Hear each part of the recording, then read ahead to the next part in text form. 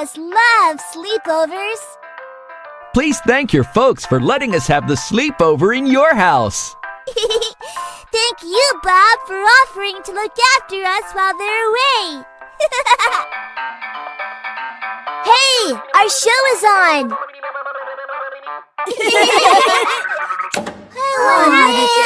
What? Oh, no! We'll miss the show! Oh, my tablet isn't charged. We can't watch anything till the power comes back. Oh, no! Now what will we do? How about we tell each other stories? Ooh, that sounds great! I know the story of Little Red Riding Hood, but we already know that story. How about Rapunzel? Heard that too. How about stories you have never heard before? But how do we know stories we've never heard before?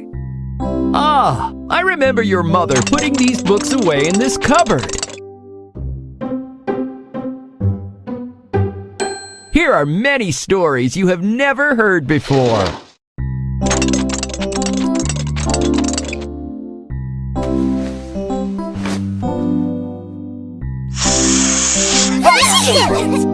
You have been neglecting your BFFs. BFFs? Book friend forever.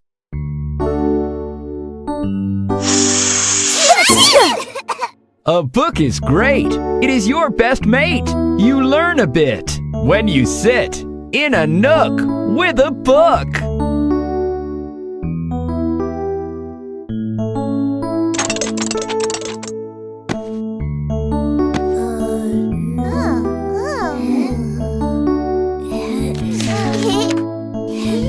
A lovely story it can tell.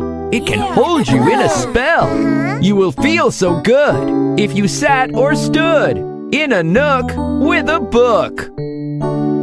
Oh, this is such an awesome story! It's about a dragon that dances. Mine is about a boy in a jungle. My book is about a school of magic. Wow! The jackal in my book is so clever. I'm learning new things. My book is so funny. It's about an adorable naughty dog. The books will never leave you. So much they can teach you. Open your mind. A new world you'll find in a nook with a book. Yay! Ah, the power is back on. Shall we go back to our TV show?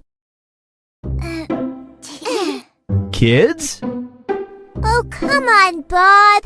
Do you really want to watch TV? Why don't you pick up a good book?